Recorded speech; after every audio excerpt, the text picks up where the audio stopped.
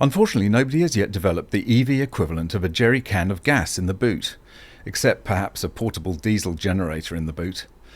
One of the major problems with electricity as a source of power for movable devices like vehicles is that it's extremely difficult to contain and store, which is why EVs rely on huge batteries to store the power in what is essentially a highly energized chemical soup. And it's this soup that makes battery fires so intense. The entire pent-up energy of the battery is released in a very short time, with frequently spectacular results. But nothing can replace the convenience of a tank of fuel. It is a phenomenally efficient store of energy, which is why with more electrification we are seeing increasingly bizarre ways to try and replicate this convenience, and one of them is a wood-burning stove. I kid you not. If you're after EV and net zero sanity, you've come to the right place. Welcome to MGUY, British engineer and lawyer, now Sydney YouTuber. If you like my videos and content, please be sure to like, share and subscribe, hit the notification bell and drop a comment down below. The only thing worse than having to rely on an electric car would be to have to rely on an electric excavator or bulldozer as part of your job. But this is exactly what's being proposed, with Volvo rolling out an electric excavator at some point this year.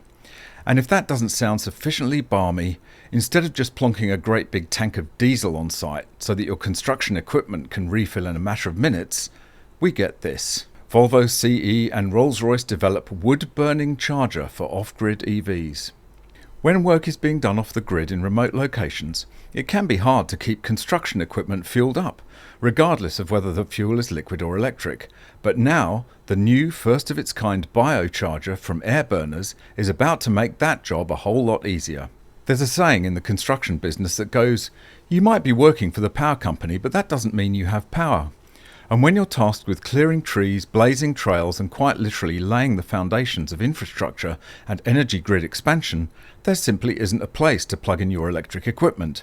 Enter the biocharger. A collaborative effort between Volvo CE, Rolls-Royce and Air Burners, the biocharger uses air curtain technology to burn wood and waste in a closed-loop system.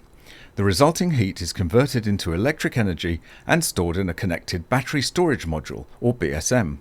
That energy can then be used to charge battery electric vehicles, construction equipment and portable power tools throughout the job site, especially when that job site is deep in the woods.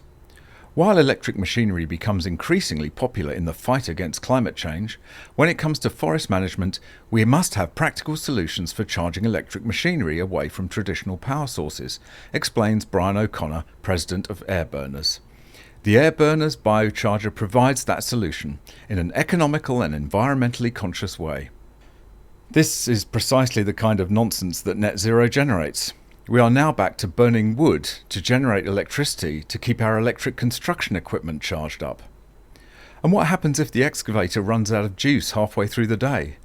It's no longer a few minutes at the Bowser to fill up, but a 3-hour-long tea break for the poor old driver.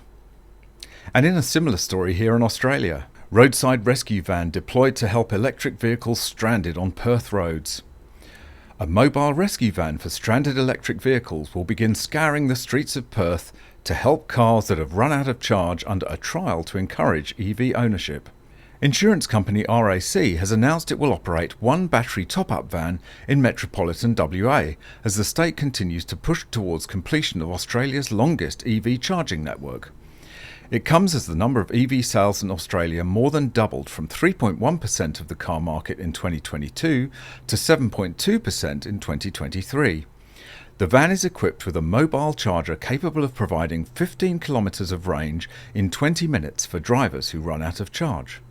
And then of course the van will have to disappear back to base in order to charge its battery back up so it can get out on the road again. Great system. Back in the good old days, a jerry can of fuel was the answer to this problem. Quick and efficient, but now it's slow and cumbersome. Both of these examples show the insane lengths we now need to go to in order to support EVs, both personal and commercial. Electricity and batteries are great for those small devices we carry around, like a phone or smartwatch. But it just doesn't scale for high-power mobile applications such as vehicles. And the convenience of a fuel tank in these kind of situations just cannot be replicated. But don't worry, because a wood-burning stove hooked up to charge an electric digger is what we now call progress. That's it for this one. Thanks very much for watching. Hope you enjoyed it. Drop a comment down below and let me know what you think. If you have any tips or stories, you can hit me up on Instagram or by email. I look forward to seeing you in the next one. Bye for now.